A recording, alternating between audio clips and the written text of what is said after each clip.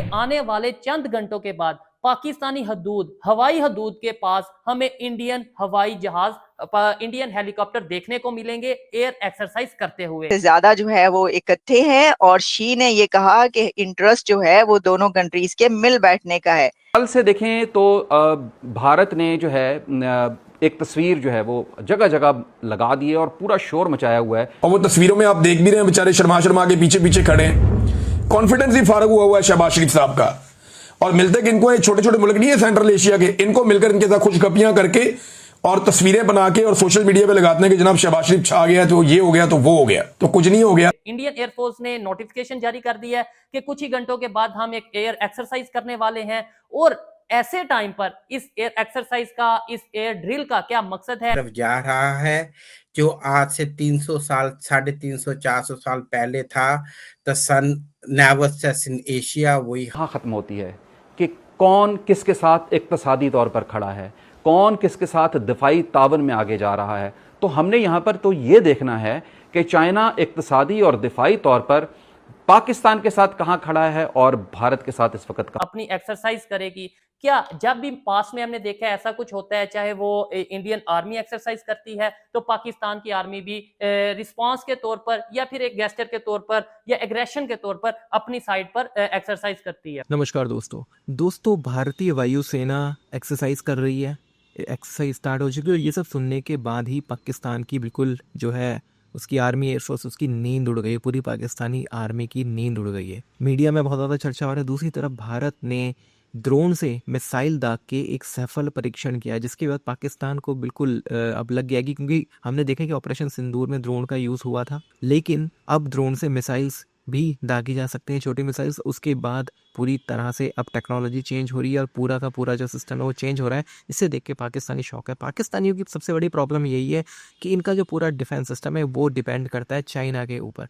अब चाइना जैसे इंडिया के क्लोज आ रहा है, अब इनको डर लग रहा है कि चाइना से जो इन्हें मदद मिलती थी वो इन्हें नहीं मिल पाएगी। यही सबसे बड़ा डर है जो इनको, इनकी मीडिया में बहुत ज़्यादा चल रहा है। और उनको लग रहा है कि चीन जो अभी तक इनके पाले में था अब वो भारत की तरफ जाएगा। आप इस सब के बारे में क्या सोचते हैं? क्या वाकई चीन पे भरोसा कर सकते हैं हम?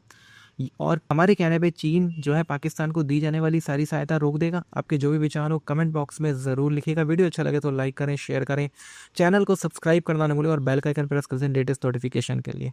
आइए आगे बढ़ते हैं इस वीडियो में। टाइम में खबरों के मुताबिक और इवन इंडिया ने एक नोटिफिकेशन भी जारी किया है कि कराची से 60 मील 70 मील की दूरी पर इंडियन एयरफोर्स अपनी एक्सरसाइज करेगी। क्या जब भी पास में हमने देखा है ऐसा कुछ होता है, चाहे वो इंडियन आर्मी एक्सरसाइज करती है तो पाकिस्तान की आर्मी भी रिस्पांस के तौर पर या फिर एक गेस्टर के तौर पर या एग्रेशन के तौर पर अपनी साइड पर एक्सरसाइज करती है। ऐसे मौके पर जब अभी कुछ ही टाइम गुजरा है, पाकिस्तान और इंडिया की जंग हुई है और वो जंग भी मैं समझूंगा कि फजाई जंग थी, उसमें सच मतलब जमीनी जंग नहीं थी, फजाई जंग थी। पाकिस्तान का ये क्लेम है कि हमने 5-6 इंडिया के त्यारे गिरा दिए। इंडिया का भी क्लेम है कि हमने बहुत नुकसान किया। ऐसे टाइम पे अगर इंडिया एयर एक्सरसाइज कर रहा है तो उसका क्या मतलब है? और इसके ऊपर भी एक मतलब आने वाले टाइम में जो डेवलपमेंट होगी उसके ऊपर हम बात करेंगे। अब हम बात करते हैं जी एससीओ की मीटिंग पे। पूरी दुनिया में डिस्कस किया जा रहा है और डेफिनेटली ऐसी खबर है, ये ऐसा एक मतलब इवेंट था जिसे डिस्कस करना भी जरूरी था। पाकिस्तान से लेकर अमेरिका तक, इंडिया से लेकर रशिया तक इन चीजों को डिस्कस किया जा रहा है। कुछ लोग ये कह रहे हैं कि जी अब नए ब्लॉक्स बनने जा रहे हैं ग्लोबली। चाइना, रशिया और इंडिया मिलकर अब नई पावर बनाने जा रहे हैं। अब अमेरिका की मजीद हुक्मरानी नहीं चलेगी। कुछ लोग पाकिस्तान की अगर बात करें या ओवरऑल बात करें, इवन अमेरिका की बात करें, तो वो ये कहते नजर आ रहे हैं कि हमें एससीओ की मीटिंग से या एससीओ के मेंबर से या कोई भी अगर ऐसा ब्लॉक बनता है तो उससे ऐसा फर्क नहीं पड़ेगा। तो अब देखें इंडिया का इसमें क्या रोल है, इंडियन प्राइम मिनिस्टर की इसमें जो स्ट्रेटजी है उसके ऊपर भी हम देखेंगे कि उन्होंने किस तरीके से 7 साल बाद या 8 साल बाद, ऑलमोस्ट 7-8 साल बाद उन्होंने चाइना का विजिट किया। पहले हम देखते थे कि जैसे इंडिया और पाकिस्तान की आपस में जंग रहती है, 24 घंटे सर्द जंग रहती है, वैसे ही चाइना और इंडिया की जंग रहती थी। लेकिन अब उन्होंने अपनी स्ट्रेटजी बदली। उन्होंने कि इतना बड़ा टिल्ट ये दुनिया किस तरफ जा रही है कि चाइना और भारत एक साथ खड़े नजर आ रहे हैं। एससीओ की हम बात करेंगे सबसे पहले।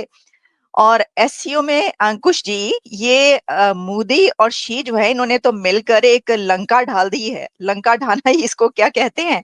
उन्होंने लंका ये ढाई कि उन्होंने कहा कि जी हम जो हैं 2 बिलियन पॉपुलेशन से ज्यादा जो है वो इकट्ठे हैं, और शी ने ये कहा कि इंटरेस्ट जो है वो दोनों कंट्रीज के मिल बैठने का है। ये क्या हो रहा है और इसका इम्पैक्ट पाकिस्तान और दुनिया पर क्या पड़ने वाला है? Thank you very much Alia ji, फिर बुलाने के लिए अपने शो पे पहले तो। और बिल्कुल सही कहा, द टाइड हैज टर्न्ड, हवाएं का रुख बदल रहा है, एशिया की तरफ जा रहा है।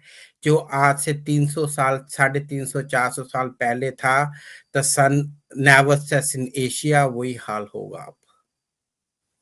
जिस तरह के कमेंट्स आए हैं, जिस तरह से ट्वीट्स आए हैं प्राइम मिनिस्टर मोदी जी का और शी जिनपिंग का, उससे तो ऐसे ही लगता है। देखिए शी जिन ने क्या कहा, the world today is swept by once in a century transformation, once in a century transformation, कि ऐसी ऐसी जो चीजें एक बार 100 सालों में होती हैं। अगर आप इसे जियोपॉलिटिकली टर्म्स में देखें, it's a very big and I think the most big statement in this year from any world leader, not from Trump, not from Putin, not from Modi, not from this UK Prime Minister or French President, nothing, nobody. तो इससे क्या पता चलता है कि कहाँ international situation जा रही है। फर्दर उसने कहा, प्रेसिडेंट शी ने, the international situation is both fluid. देखा कि अगर अमेरिका हमें आंखें दिखा रहा है या ट्रंप अगर हमारे साथ रिलेशंस बेहतर नहीं रखना चाहता, तो क्यों ना हम चाइना के साथ रिलेशन बेहतर करें। क्योंकि इंटरनेशनल पॉलिटिक्स में कहा जाता है कि कोई भी कंट्री किसी दूसरे कंट्री का ना तो परमानेंट दुश्मन है, ना ही परमानेंट दोस्त है, और ये चीज हमें इंडिया और चाइना के केस में बिल्कुल क्लियरली देखने को मिल रही है। अब एक चीज ये है कि पाकिस्तान का मीडिया और पाकिस्तान के लोग ये कहते नजर आ रहे हैं कि जी पाकिस्तान इस टाइम एशिया में गेम चेंजर के तौर पर सामने आएगा। उसकी रीजन जब पूछी जाती है तो कहते हैं जी उसकी रीजन ये है कि जी देखें इस टाइम पाकिस्तान के रिलेशन अमेरिका के साथ भी बेहतर हैं। डोनाल्ड ट्रंप आए दिन पाकिस्तान को लेकर कोई ना कोई स्टेटमेंट देते रहते हैं, इंडिया के अगेंस्ट आए दिन कोई ना कोई स्टेटमेंट देते रहते हैं।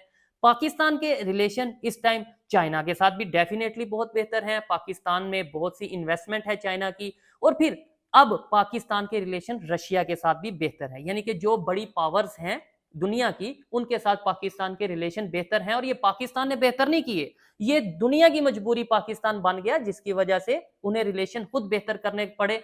खबरें ये हैं जी पाकिस्तान को ऑफर किया है रशिया ने कि हम आपके साथ टेक्नोलॉजी के शोबे में, हम आपके साथ इंफ्रास्ट्रक्चर के शोबे में, ट्रेड के शोबे में हम आपके साथ काम करना चाहते हैं। जबकि दूसरी साइड पे अमेरिका की बात करें तो अमेरिका ने इंडिया पर इस एक इशू की वजह से मतलब यह कि इख्लाफात को स्टार्ट किया कि इंडिया रशिया से ऑयल क्यों ले रहा है या ट्रेड क्यों कर रहा है इतने बड़े पैमाने पर। और ये सब चीजें देखने वाली हैं, वो